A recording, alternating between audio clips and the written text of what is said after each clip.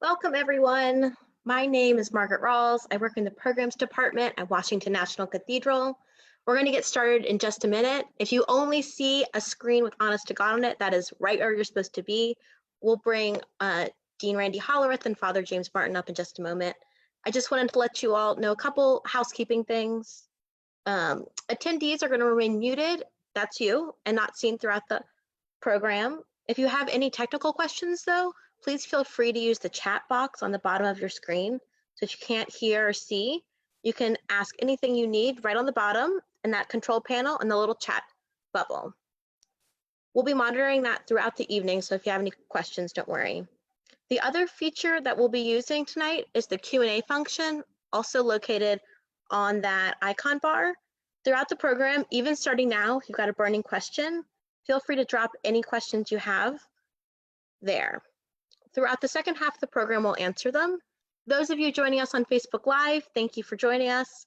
You can drop any questions you have in the chat, in the comments section on Facebook, and we'll get them over to the webinar. We're going to get started in just a minute. Thank you for joining us.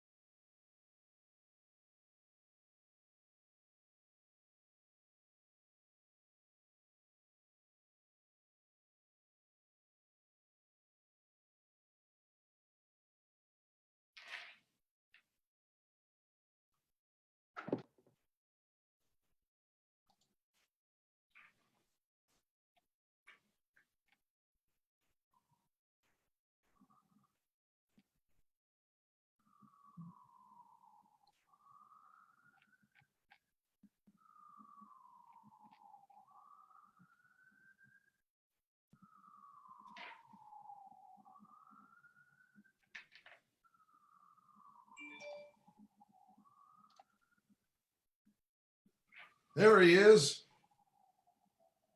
Welcome, everyone. My name's Randy Hollerith. I'm the Dean of Washington National Cathedral, and it's a pleasure to have all of you with us on this edition of Honest to God. And it's a special pleasure for me to be able to welcome Father James Martin. I'm a big fan of his work and his theology and his approach to just about everything in life. And so to be able to have some conversation with him is a real blessing. Thank you all for joining us. We hope it'll be a conversation that you'll find meaningful. And we look forward to some of your questions after we've had about 30 minutes of conversation or so. But I'd love to begin with a prayer. So if you are so inclined, would you bow your head with me? I'm going to share one of my favorite prayers from the prayer book. Let us pray. Keep watch, dear Lord, with those who work or watch or weep this night, and give your angels charge over those who sleep. Tend the sick, Lord Christ. Give rest to the weary. Bless the dying. Soothe the suffering. Pity the afflicted. Shield the joyous. And all for your love's sake. Amen.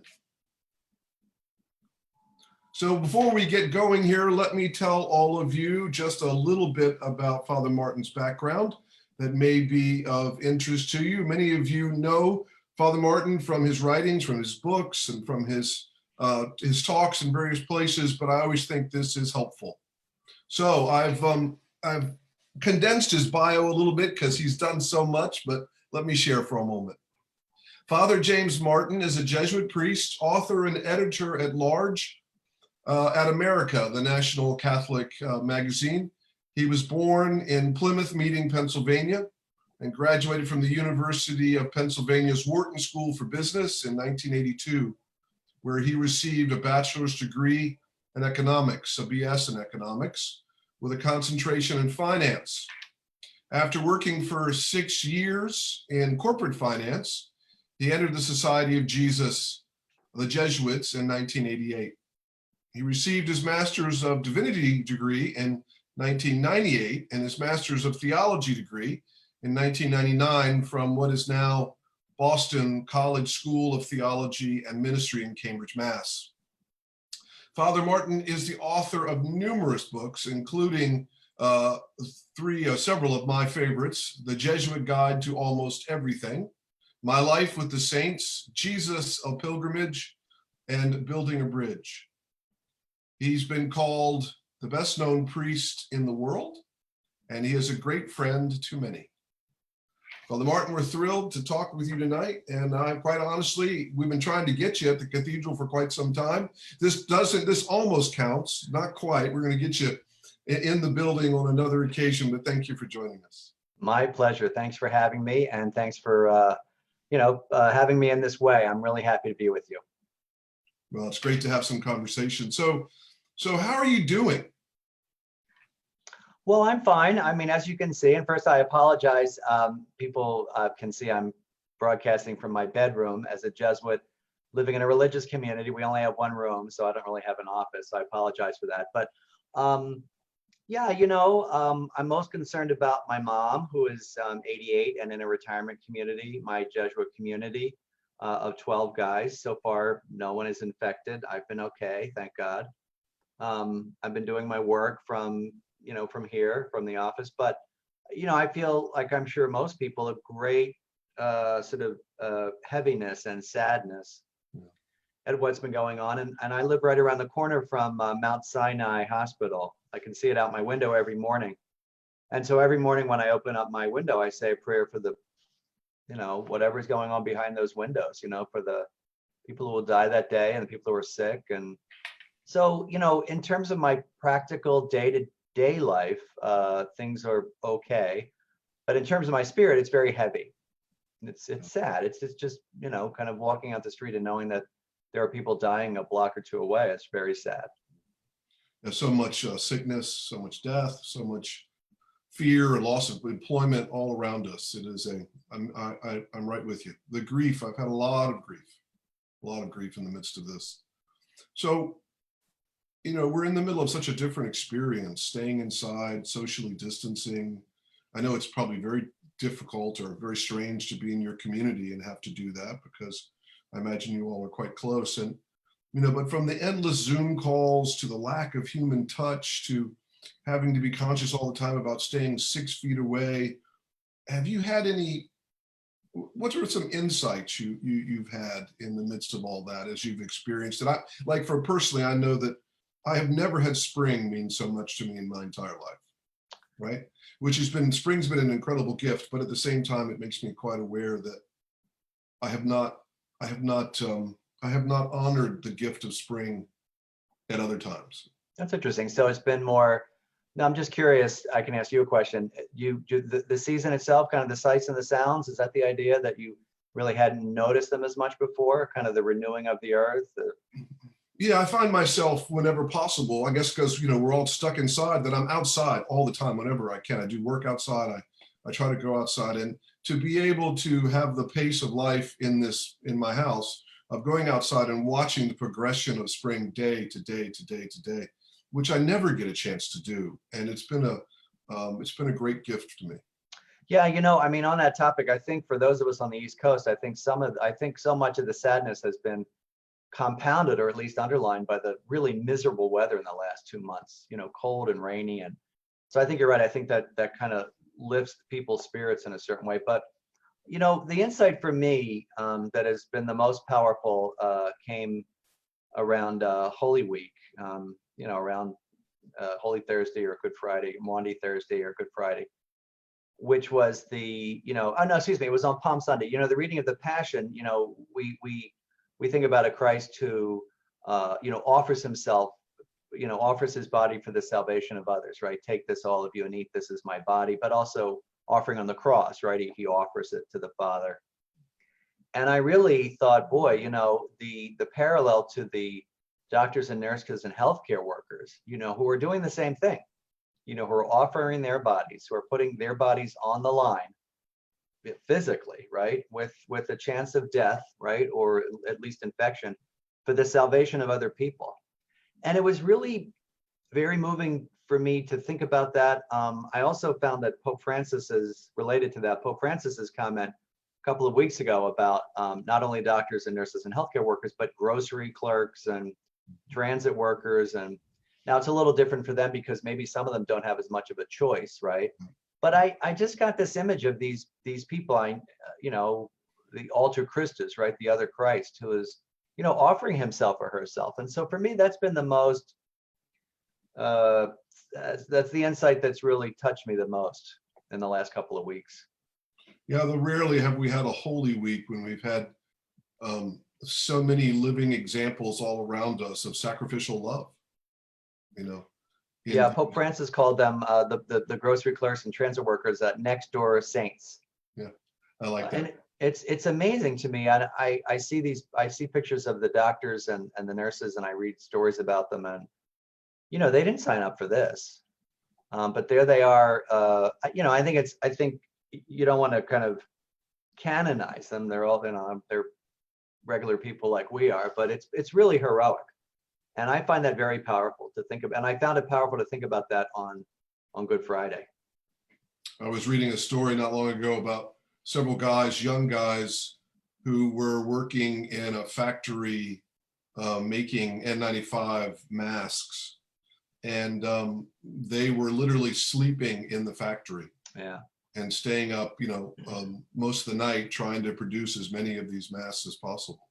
I think the other thing that's been troubling to me as well is, you know, beyond the legitimate respect and admiration we have for the hospital workers, so many of the people that have to be there, that are essential employees, grocery clerks, and you know, cleaning staff and sanitation people, and you know, delivery people, are often, you know, the poor, and you know, the people who are struggling, and that kind of breaks my heart too. And so you think about the people who are taking, at least in New York City, the subways, and who are manning the grocery stores, who probably don't want to be there, and that really breaks my heart. And so, you know, it kind of exposes almost this, like, this two-tier system, right? Who is able to work from home, and who has to go in and kind of put themselves at risk. And that's been very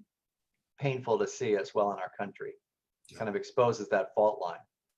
It does. So many of the fault lines that we keep trying in this country to work our way out of, and they keep so they're so persistent and so prevalent right now.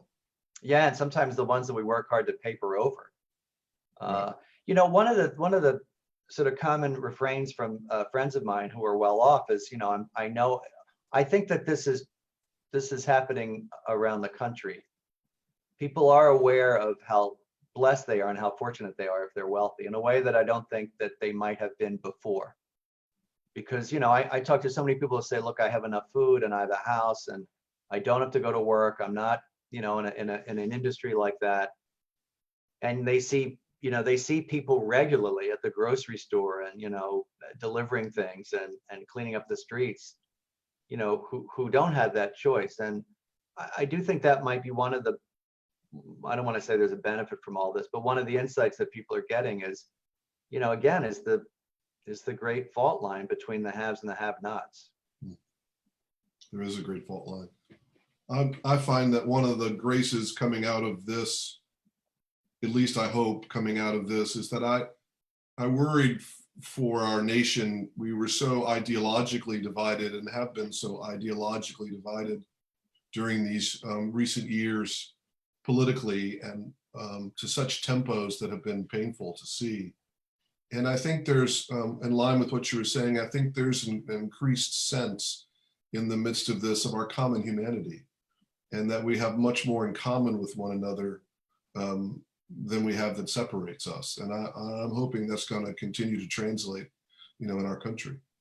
I hope so. You know, and I've been thinking about that a lot. I think you bring up a good point, is how much is it going to change us? And, you know, I was here in New York on 9/11, and I remember people saying everything's going to change, right? And well, you know, in a certain sense, things did change in terms of, you know, the political situation, and we went to war, and certainly security and traveling and things like that.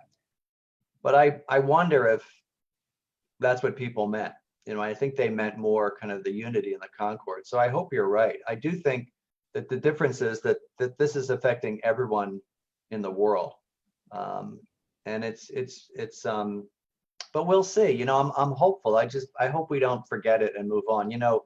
Gore Vidal, it's pretty trenchant writer, talked about the United States of amnesia. Yeah. Right. We sometimes forget these lessons. We do all too often. I do think there will be a new normal. Whether the lessons will last, who knows? But it'll be interesting to see what that new normal is. Well, and the other question is, I'm sure you've been thinking about this, Dean, is what does it mean for a church, and what does it mean for community and worship? We were talking about that tonight at dinner in my Jesuit community. What will that even look like? What will it look like? Will there be social distancing? And I'm sure you're grappling with that at the cathedral. But I mean, for us, we were saying at dinner, we really don't know. We can't envision what the church is going to look like, and when it's going to look anything like normal again. That's the real question, right? Is how long out will that take? One of the ways we're blessed at the cathedral is that, quite frankly, the place is so large, that you could fit a fair number of people in community in that space and have them all socially distant. Unlike a lovely parish, that maybe seats 300 people, it's going to be very hard for those communities. Yeah, and I found in the Catholic Church there's this fairly contentious discussion / debate going on when we open, and you don't want it to get ideological, but it seems to also kind of fall in those lines too. I mean, I want to celebrate Mass publicly again, and everybody wants the Eucharist, but I think there can also be this rush, at the expense of people's health. So I struggle with that too. So you were talking about the ideology, and I think in the Catholic Church there are these divides now, and you can see people kind of falling along, in a sense, quote unquote, party lines in the church, which is unfortunate. It's true, and that has been quite ideological and growing increasingly so. And at the same time, I wonder how do we decide the line, the place where the human suffering being created by the economy, especially for those who are at risk, who are one paycheck away from nothing, who are really on the lower end of the spectrum. I know that the longer we are this way, the worse it gets for them. And so at some point, there's this terrible balance that one has to figure out. I pray for Dr. Fauci and those folks nonstop, quite frankly. Yeah, you're right. I mean, you bring up a good point that sort of part of the equation would affect the poor the most. Yeah, by the way, Dr. Fauci, Jesuit educated. Thank you very much. Little plug right there. That's good. Well, it's funny. I do this little Facebook Live every day at 3 for like a kind of a daily Bible study. And it was very funny. So Dr. Fauci, as you probably know, went to Regis High School in New York City, a Jesuit high school, and Holy Cross College of the Holy Cross in Worcester, Mass. And frankly, someone wrote in the Facebook Live comments one day, did you know that Dr. Fauci was Jesuit educated? And I burst out laughing. I said, you cannot be a Jesuit in the United States and not know that, because that's all we talked about for a week about Dr. Fauci. We're very proud of him. And yeah, I mean, I think my sense, look, I'm not a politician, but my sense in these situations is follow what the public health officials say. Amen. Amen. I mean, I'm not an epidemiologist, and I'd love to open up, the church tomorrow and have everybody come in, but you read those stories about, the infection rate doubling if we sort of diminish the standards. And so, one of the things I try to remind people of is that these measures are, in a sense, to use a phrase beloved in the Catholic Church, pro-life. I mean, these are measures designed to protect people's lives, and especially, the elderly, who are, at least in the parishes I go to, who are the preponderance of parishioners. So I think it's for us to be able to see these measures as life-giving measures, which is, I'm sure, the way that the public health officials look at it as well. So well said. Well, let me turn the conversation a little bit, and just because I know folks who may not know you as well as some others do or know of you are curious, and because our honest to God conversations are really ways for us to talk to people of faith about how their faith has influenced their leadership and their work, especially for those who add significantly to the national conversation. And you're definitely one of those people. Talk a little bit about your own spiritual journey, if you wouldn't mind, just in a few minutes. I mean, simply put, how did you go from corporate finance to the Jesuits? Yeah, it's actually a pretty simple answer. I worked as you said, at GE, at General Electric, formerly big successful company, and they're struggling now. I went to the Wharton School of Business, and I took a job at GE in 1982, and yeah, it was very exciting. But eventually, I started to feel like I was in the wrong place. I was just a square peg in a round hole, and I basically got more and more miserable with my job. I mean, we know business is a vocation for lots and lots of people. It just wasn't for me. And one night I came home and turned on the TV, and there was a documentary about Thomas Merton, the Trappist monk, and I didn't know who he was. The documentary just captivated me, and it prompted me to go out and purchase and actually read his autobiography, The Seven-Story Mountain. And that led me to think about being a priest, and that led me to a religious order, the Jesuits. But I didn't know what a Jesuit was, and I didn't know what a religious order was. And, how is God working? I mean, looking back, I would say that God was working through my desires, which is one of the primary ways that God works, right? I mean, you were attracted to vocation, as a priest, and, people are attracted to one another in marriage, and Dr. Fauci was probably interested in biology, right? So that's the way God works. And so that's what happened. And I wouldn't have been able to articulate it in that way. And I sort of stumbled toward the priesthood, kind of being pushed out of GE, right? Because I didn't like it, and sort of pulled towards the Jesuits. And so, yeah, I entered in 1988, and then the long process of formation, which was all told 21 years.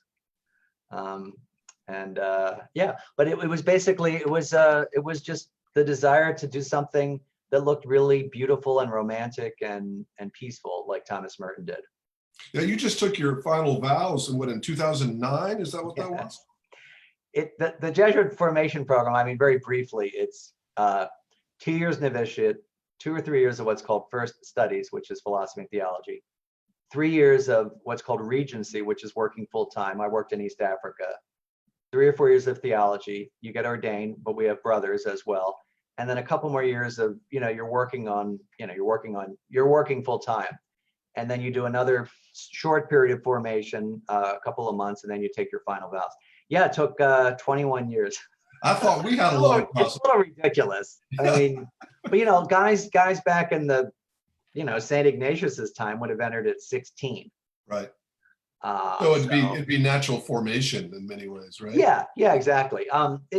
That's about standard.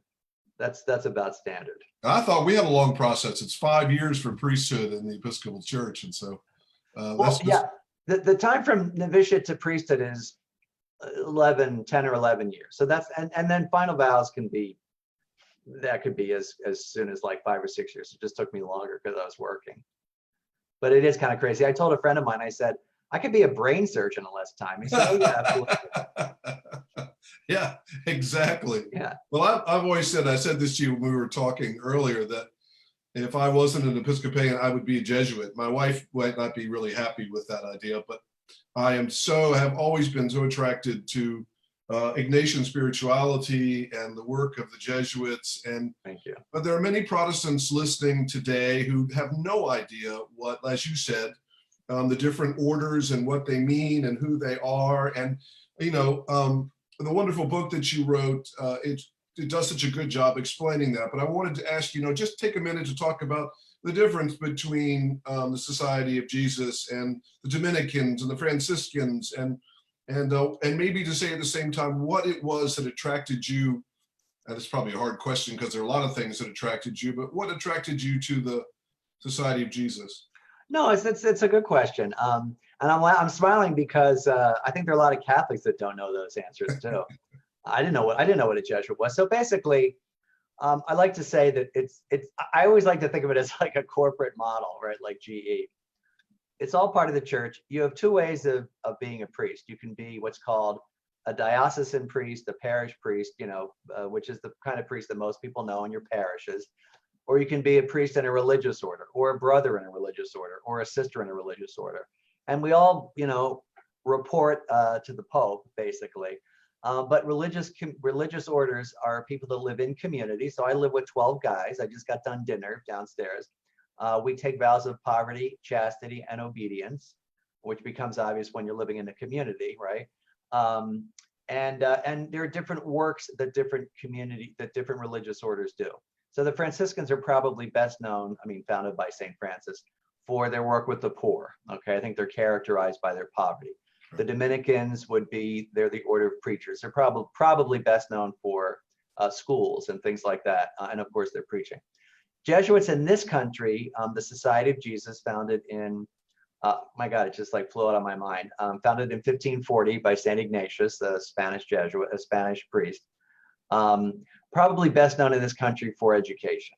But that's not the case in other countries. So for example, we're talking in Washington, Georgetown, right?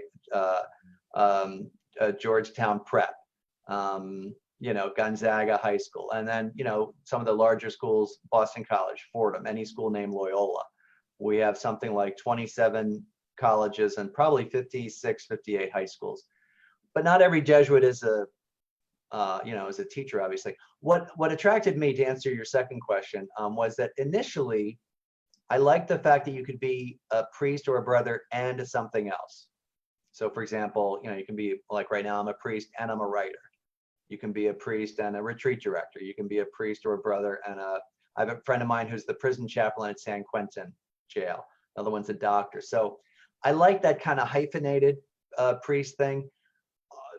What gradually sort of cemented it, though, for me was the same thing you pointed to, was the spirituality of finding God in all things.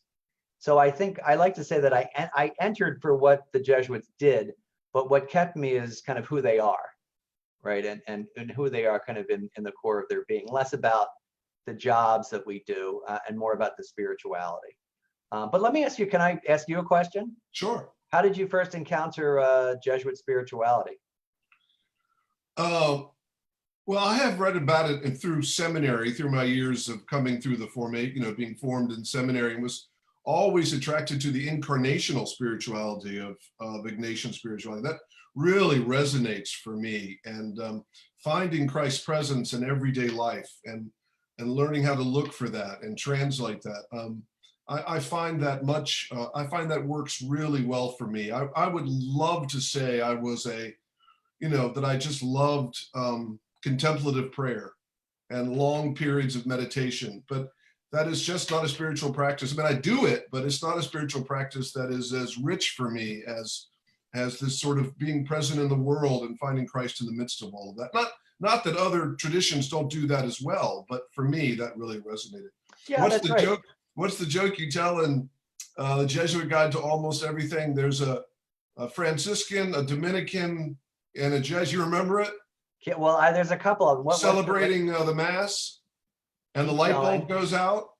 Oh yeah, the light bulb goes out during the Mass, and the Dominican, the Franciscan says how wonderful it is. The lights go out in the Mass. The Franciscan says how wonderful it is that we now can live simply, and we live like the poor who don't have money for electricity. And the Dominican praises a God who is the source of all light, and that we can live by our interior light. And goes to write a paper about it. And goes to write a paper, right? And the Jesuit goes downstairs and changes the fuse.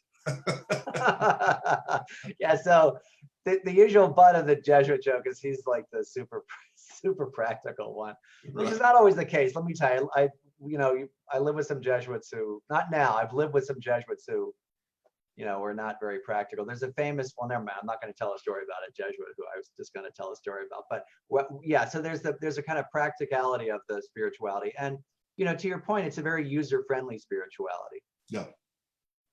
A very active spirituality. Mm-hmm. So what do you... I find it very, it fit me, as it sounds like it fit you. So it fit me, and I thought, well, this makes sense to me. It didn't feel foreign. It didn't feel, that they were kind of imposing it on me. It just fit, and that's kind of where I feel like I fit. I agree. I find that in my own spiritual journey, in my own, depending on what's going on in my life, sort of where I am, that sometimes different strands of the spiritual life are attractive to me at certain times, and where others are not. So I often go. I have in the past used to often go to Society of St. John the Evangelist in Boston. Oh, they're great. In Cambridge, actually. Yeah. And that, to be in the midst of the brothers there and to spend 3 or 4 days, it's such an incredible gift. Well, and that's a good point. And you need different things at different point in your spiritual life. I remember talking to my spiritual director a couple of years ago, and I was frustrated that my prayer, my contemplative prayer, the sort of prayer I do in the morning, was very quiet, and there was not a whole lot going on. And I felt like I was failing because it was just, I said, all I'm doing is kind of resting in God's presence, right? It was, it was calm and everything.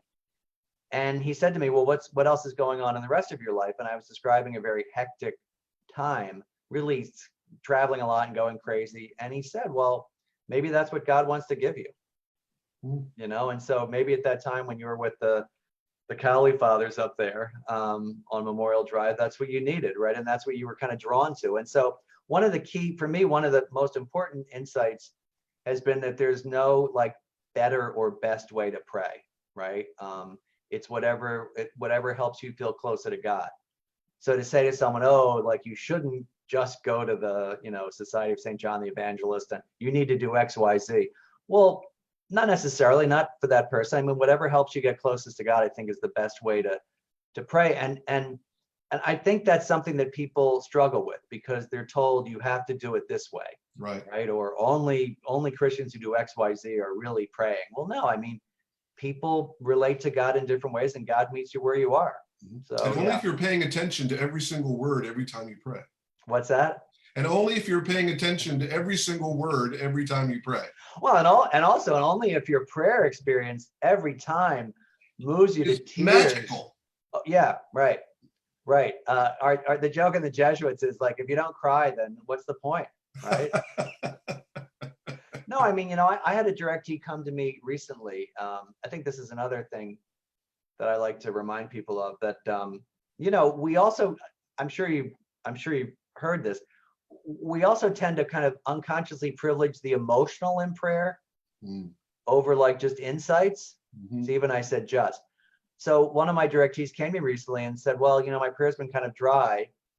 And he started to talk about it. And he had this incredible insight about his life and the spiritual life and Jesus. And I said, well, during prayer, it was an aha moment. I said, well, that's really important too. You don't have to be moved to tears and, break down crying in front of the altar. So, there's all sorts of things that can happen in prayer. I'm actually writing a book about this. Feelings, memories, desires, emotions, insights, and no one is better than the other, I guess is what I'm trying to say. And we do a number on ourselves when we kind of compare ourselves to, these sort of false idols almost of prayer. And what does Anne Lamott say? The two best prayers in the world are help, help, help, and thank you, thank you, thank you. Yes, absolutely. Yes, because they're honest. Yeah, very honest. And I find in my own prayer life that it's often a blessing to me to be able to just switch styles of prayer. Absolutely. All the time. So yeah. we'll keep going. So talk about what you're working on. What are you working on? Yeah, so like I said, I just finished up this book called Learning to Pray. Not the most exciting title, but it's an introduction to prayer. And some of the stuff we've just been talking about, I find that so many people have this, truly, so many Christians, and I bet people who are watching, and I'm sure a lot of your parishioners, think that everyone else must pray great. Like they look at you, they see the dean, oh, I'm sure when he closes his eyes, it's just instant connect. Yeah, exactly, whatever.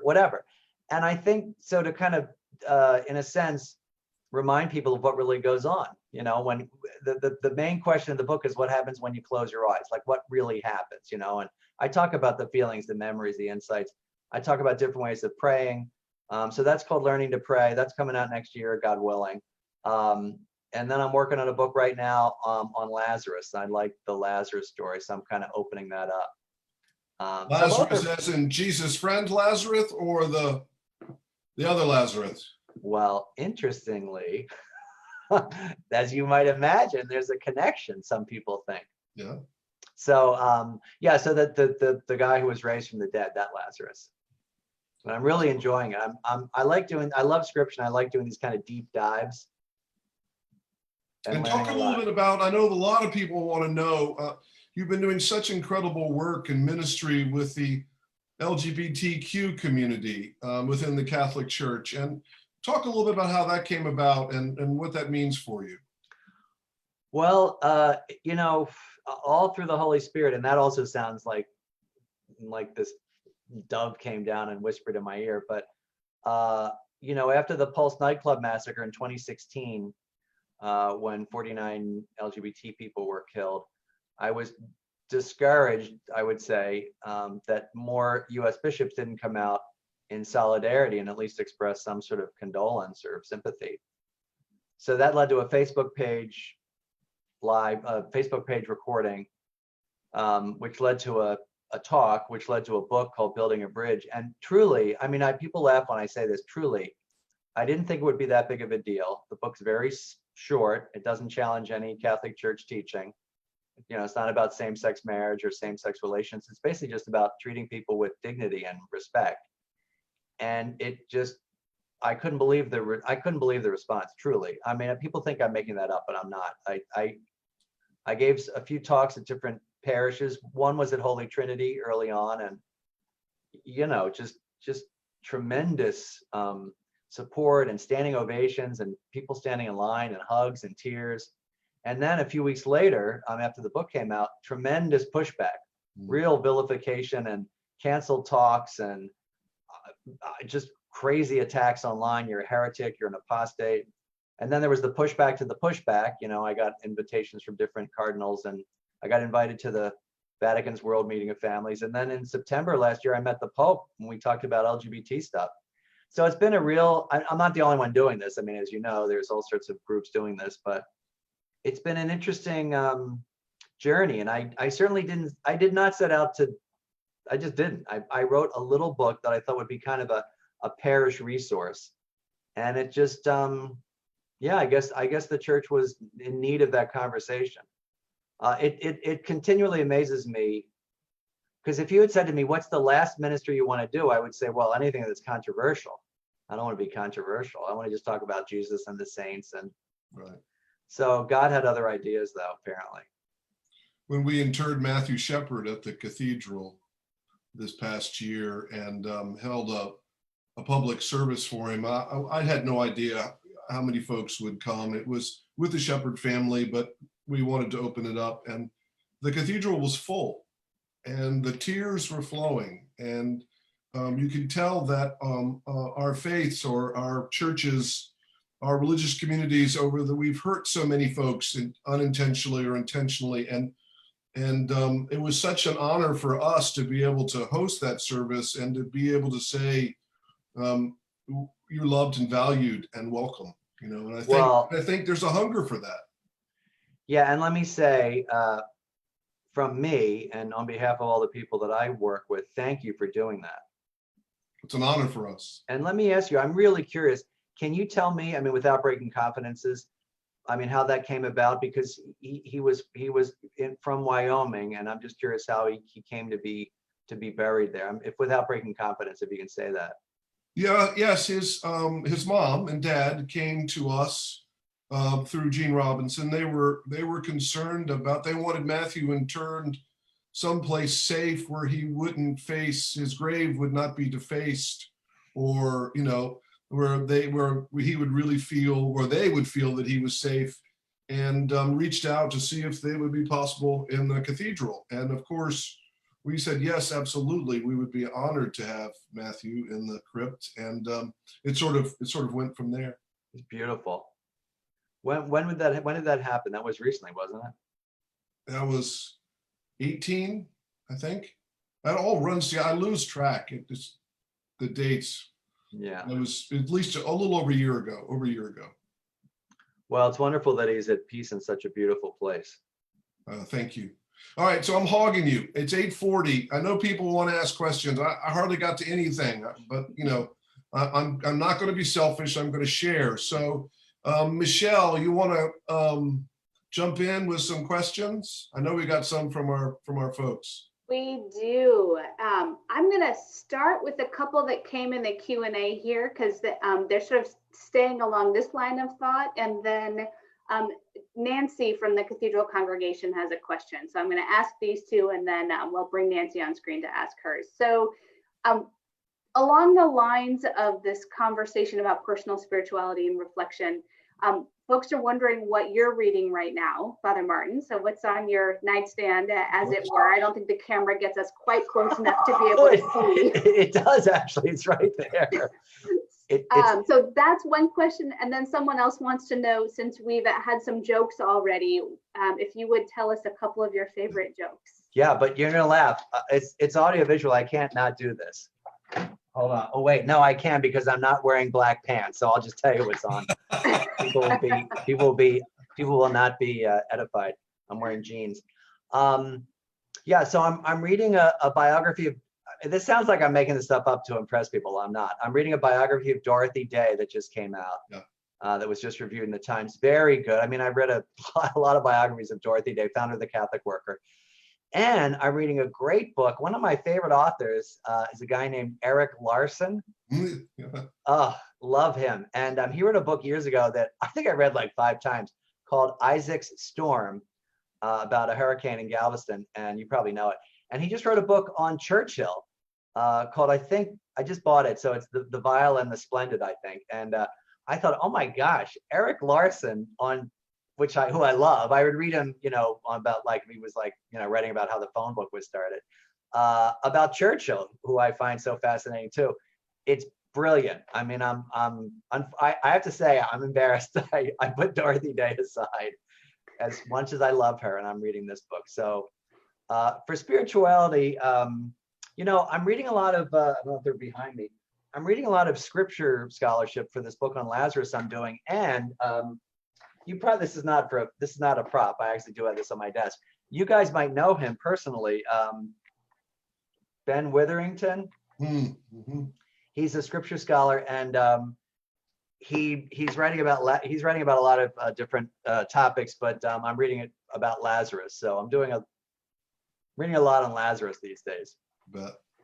And you want a joke? And my last, actually, hold on. My last Sure. question to you at the end of all this was going to be, give us a couple of Jesuit jokes before you go.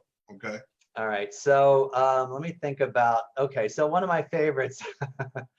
there's a barber shop, and a Trappist monk comes in, and the Trappist monk says, you know, he's in his Trappist habit, and the barber says, "Oh, are you a priest?" He said, "I'm a Trappist." "Oh my gosh, I love the Trappist. You live such contemplative lives, and you're so wonderful. And this haircut's for free."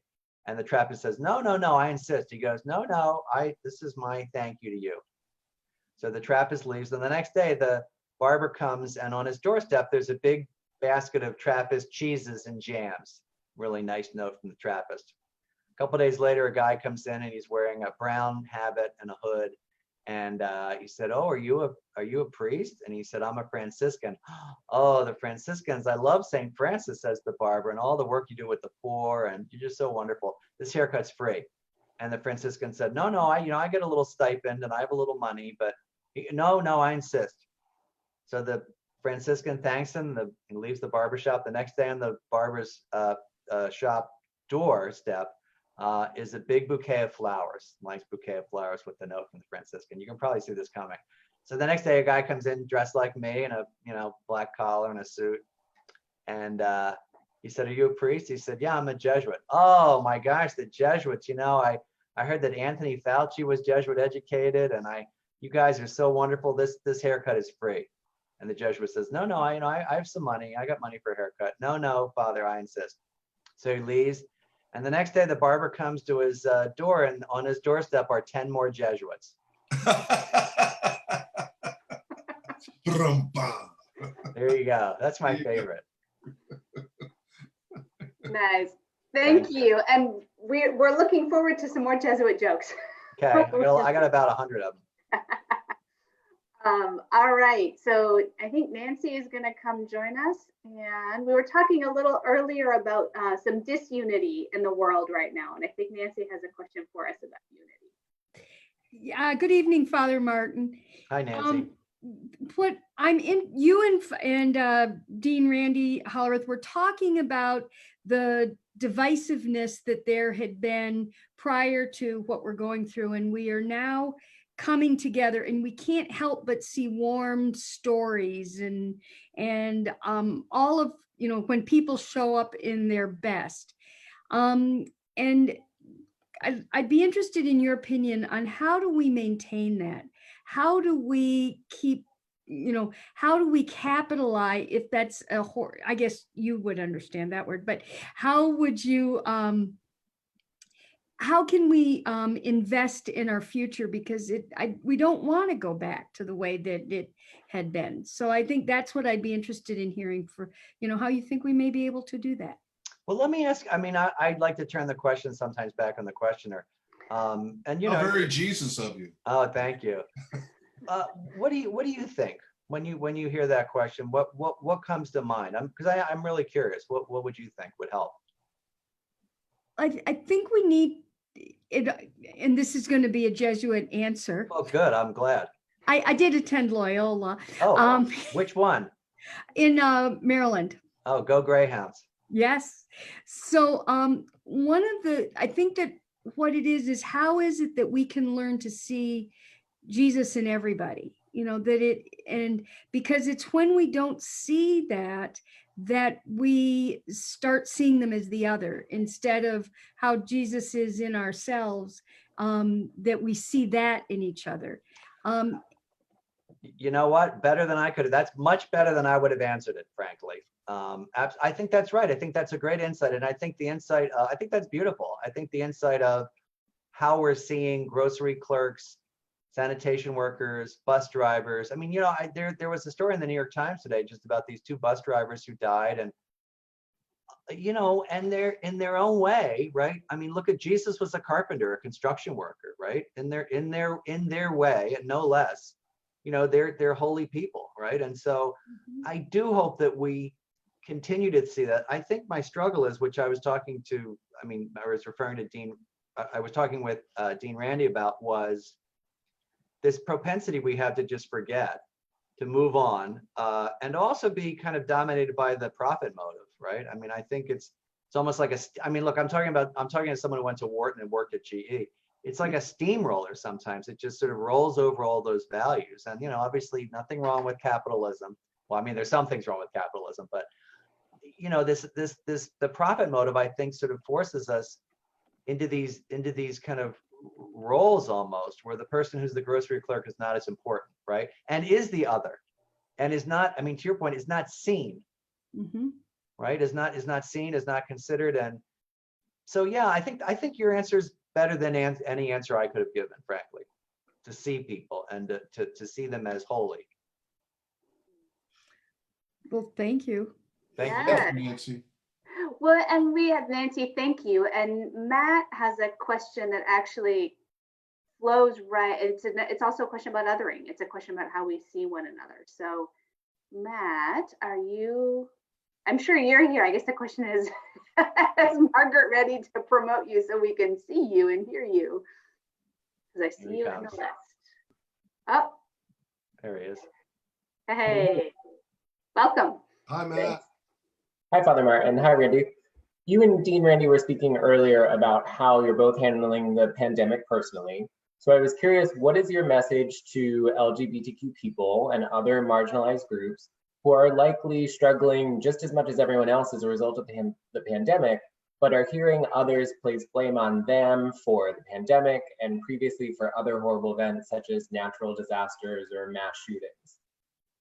Yeah, which just still amazes me, honestly.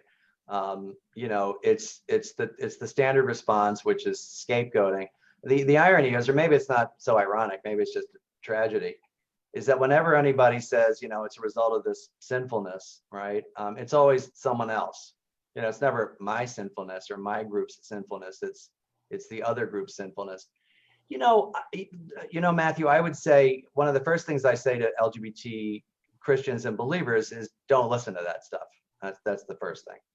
And then if you want sort of a response is to say that, what Jesus said about those kinds of comments. I mean, when he meets the man born blind, he's asked who sinned, this man or his parents, that he was born blind, and he said no one sinned. And so not only is the coronavirus not a result of the LGBT community's activities, it's not a result of anyone's sin. Look, I think those kinds of comments come from people who already hate LGBT people, right? And it's just kind of an easy thing to kind of, beat them over the head with. But it stuns me truly that some Christian leaders talk about this still, and this going against what Jesus said in the Gospels. The other thing is, look, that is an image of a monstrous God. I mean, a God who punishes. And finally, I sometimes say to these people, I do meet them, like, all right, you ever had anyone in your family who was sick? Oh, sure. My mother had cancer. Well, what did she do wrong? So it's this image of a God who punishes, and that is simply not the image of Jesus. And, the reading today, in our church was, Jesus saying the Father and I are one. So if you want to know what God is like, look at Jesus. And Jesus is not a person who punishes people with illness.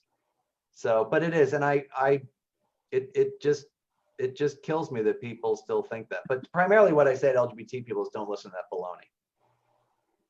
That's such an important truth. God does not punish us with illness. The other thing is, Dean Randy, is that sometimes these are very traditionalist people. And this happens in the Catholic Church too. And I will say, look at Mother Teresa at the end of her life, or Saint Teresa of Calcutta, and now Saint John Paul II. All right, both of them suffered tremendously, especially John Paul with Parkinson's. Or what was his sin? Is God punishing him? Is God punishing her? And when you kind of tease it out a little bit, they see how ridiculous that stance is. God redeems. Yeah. Matt, thank you so much for asking your question. Thanks, Matt. Thank you, Matt. I'm gonna give you one more question that sort of brings us back into the Jesuit fold, and then turn it over to Dean Randy to close us out for the evening. It sounds like he has plans for how that happens, so I'm gonna get out of the way. We had a request for you to talk through Jesuit night prayer. So okay, Jesuit. I'm sorry, you threw me for a second. Feel free to wrap that into the close of how all of this stuff happens. Yeah, sure. So Jesuit night prayer, it's a good time to think about it because, for those of us who are on the East Coast watching, East Coast of the US, it's called the examination of conscience. And I can see Randy nodding his head, that's good. It's basically a review of the day, and it's a way of looking to see where God has been active in your day. And it's you don't have to do exactly the way I'm going to suggest, but it usually has 5 parts. First, you place yourself in the presence of God, which is just, remembering that you're in God's presence or calling God to be with you. And then you look at the second step is you look at the things you're grateful for, right? So tonight I'll be grateful for this talk and these questions and just, seeing your smiling faces. I will. I'll call this to mind and be happy for it. I had a very nice dinner tonight. One of our best cooks in our house cooked. I was out in my garden today, up on the roof of our Jesuit community. So just stuff like that. Thank you, God, for, as Randy was saying, the spring. Thank you for the flowers. And so just thanking God for those things. And then you go to a review of the day. That's the third step. So where did I feel like I met God? In the morning, in the afternoon, in the evening. So you just kind of go through the day. And then usually the fourth step is something comes up that you might feel, disappointed about in yourself, a sin, a failure, some sort of, mistake you made. You express your sorrow to God, and then at the end you ask for the grace for the next day. Now you can do that in many ways, and sometimes those steps all kind of get mixed up together. But it's basically looking back, and the insight is that it's easier to see where God has been than it is to see where God is. It's just, the idea of like, oh my gosh, 5 years ago when this terrible thing happened, now I can see God so clearly. That's the idea. And the other thing is we tend not to pause to do that. So you see that pink chair back there. I mean, that's where I do it every night. It's very simple, 10, 15 minutes, the examination of conscience. You can find it anywhere online. I have a podcast called The Daily Examine that I take people through. So that's Jesuit. Yeah, it's funny. When I said Jesuit night prayer, I thought, oh my gosh, do I not know something? But yeah, No, that's me not knowing the Jesuit oh, no, language. no. And I'm not So, making fun of the question or the questioner. It's me. Yeah, so the examination of conscience is a great way to end the day. Wonderful. I'm going to turn it over to Randy to end this extraordinary, lovely conversation. Thank you. Thank you, Michelle. And Father Martin, thank you so much for being with us. We've gone over, and I want to keep going, quite frankly, but we'll have to do this again. And I wondered if you would, if you'd bless us in two ways. One, give us a joke before we go, and then would you pray us out? Of course. All right, let me think of a good Jesuit joke. Sometimes I can't tell them; they're a little too out there. Let's see. Oh yeah, there's the oh gosh, let me think for a second. Yeah, there's a guy who's trying to find a parish. A Catholic who's trying to find a parish, and he knocks on the door of a church, and he says, "I'm trying to remember the joke," and he says, I'm wondering about, oh, I know what it is. I want to get something in my life," he says. So he knocks on the door of a Franciscan church, and he says, "Will you say a prayer for me?" And he says, "What's your prayer?" He said, "I want a Lexus. I want to own a Lexus." And the Franciscan said, "What's a Lexus?" And he said, you know, take off. I'm not going to this church. The heck with it. So then he goes to the next church, and he says, "Father, will you say a rosary that I get a Lexus?" And there's a Dominican church, and the Dominican said, "What's a Lexus?" And he says, "Well, forget it. If you don't even know what it is, the heck with it." So he goes to a Jesuit church, and he says, "Father, let me ask you a question. Do you know what a Lexus is?" He said, "Oh, of course, top of the line car. A lot of our parishioners drive it." He said, "Well, I want one." And the Jesuit said, "Well, good for you. I don't blame it." And he said, "Will you say a rosary that I get one?" And the Jesuit said, "Yeah, what's a rosary?" So let's just take a moment and be quiet and thank God for this conversation, for all the people that tuned in and are watching later. Thank God for the gift of the church, for the gift of different ways of being Christian, for the different ways that God has of being with us. So loving God, we thank you for this time together. We thank you for this ability and this privilege and this opportunity to talk about you, to talk about your grace in our lives. As we make our way through this time of crisis, this time of illness, we ask you to help us be open to your Holy Spirit, help us to be compassionate and patient and generous. Help us to be like your Son was. And we ask all this in his holy name. Amen. Amen. Thank you for sharing yourself and your gifts and your story and your ministry with us. It's been a real blessing. My pleasure. Thank you. And God bless you all. Thank you for joining us tonight. Bye-bye.